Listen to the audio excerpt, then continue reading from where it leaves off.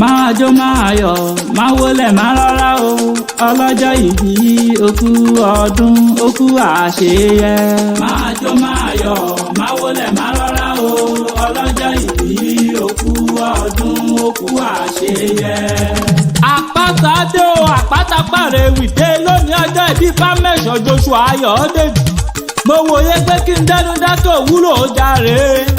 ọkùnrin dúdú bíi kóró sí ọ̀nà délé ó dúró déédéé ẹlẹ́rìn ẹ̀yẹ okú ọdún okú yèdùn Àràmọ̀kò Èkìtì ní í ṣe lé bàbá tó bí ọlọ́mọ ìyá ọmọ aláràmọ̀kọ léjì dódò agogo dẹ ìyá alára ń lo bímọ mẹ́ta ẹ̀ẹ́dẹ́ta sí ìjọba Àràmọ̀kọ ìlú Ayọ̀dèjì ó sọdún èyí ó wàá ṣèmí ìsí lágbára lọ́wọ́ Ọlọ́run lágbára lọ́wọ́ bàbá òkè ọdọọdún ló máa wà bí ẹwà ọdọọdún làrún orógbó ọdọọdún làrá àwùjọ ọdọọdún la ó máa rí yọ tó ó máa yan fanda níwájú àbínú ẹni.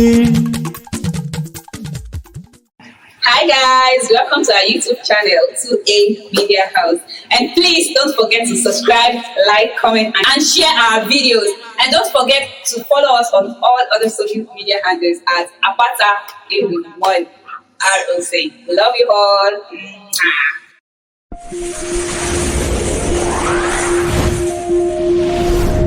Kindly click like and subscribe to our YouTube channel and press the notification button for more. Thank you.